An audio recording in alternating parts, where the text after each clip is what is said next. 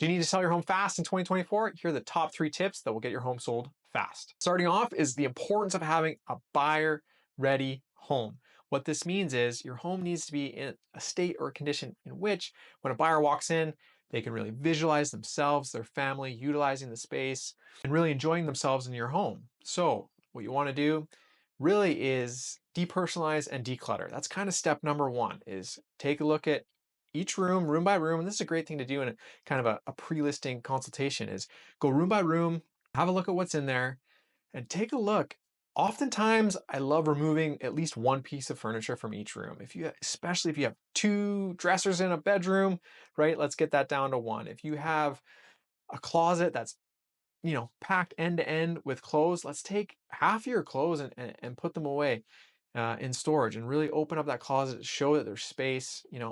There's a lot of little things that can really go a long way. If I look at a closet and it's jam packed, really what that tells me is that this closet really isn't big enough to accommodate, you know, the level of clothes that a person has, right? And so large pieces of furniture can be key here, and opening up spaces, certainly opening up living rooms. And you need to maybe even get rid of one of your couches to open up the space. You really want to have all your space in your home be really appealing and have someone come in and say, hey, I can visualize myself here. You want a potential buyer to really make an emotional connection with your home. And so the less personal things you have, really the less things you have in there in general, can really be a way to help a potential buyer have a connection with that home. If it's really personalized, there might be some barriers there. So get rid of a few things, clean it up. Certainly any horizontal surfaces need to be clear, aside from maybe some decor elements, but really, things need to be clean, clear, and tidy. This is the time to do any of those little updates you're thinking about. If you have a baseboard that was chewed by the dog, it's time to kind of get that replaced. Any little thing.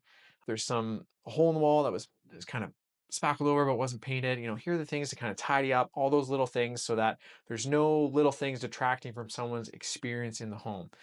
Anytime there's a little this or a little that, it can kind of just take the focus away from, visualizing the space and really creating that emotional connection with the space. So you want to limit as many barriers as you can for a potential buyer. You want them to come in, see the space, see that everything's taken care of.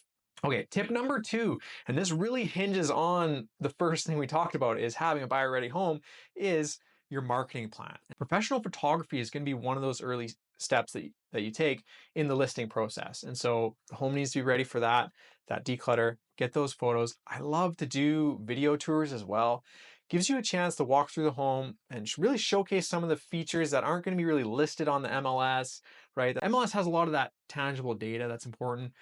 The description, the write-up, there's only so much space you can talk about those things. So a video tour attached to the listing really gives the opportunity of the listing agent to really showcase some of those, potential intangible aspects of the home, the way the home flows, the way that outdoor spaces are connected to indoor spaces. Really just gives an opportunity to highlight all these very specific and, sometimes integral pieces to the value of a home.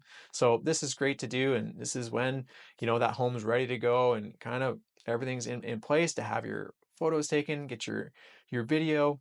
That really leads into the marketing potential of the home.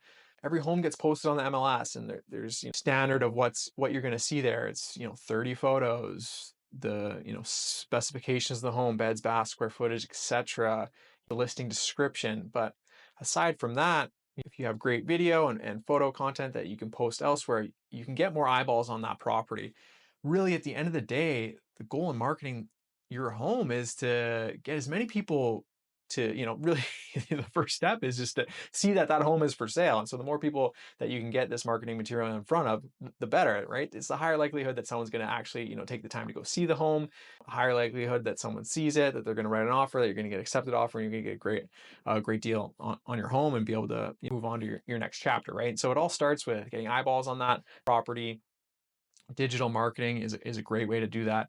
Paid advertising is another way to do that, is to get your home in front of people who maybe it didn't pop up on their MLS search. Maybe there's something about your home and their search criteria that didn't line up, but you see their home, you see these intangible aspects of that home that makes them kind of tweak their must-haves and to maybe accommodate. So different things like that. Even as far as word of mouth advertising, right? If you're in a very desirable neighborhood at a great school district, it might be worth, door knocking that neighborhood, have your agent, you go out and talk to the neighbors and say, hey, this home's just listed for sale. Do you know anyone who's interested in moving to this neighborhood? A lot of times these really desirable neighborhoods, the owners in that area have friends who come and visit and their kids play in the cul-de-sac and they love it there. It's like, hey, we could see ourselves moving here. So word of mouth can be a great way to do it as well.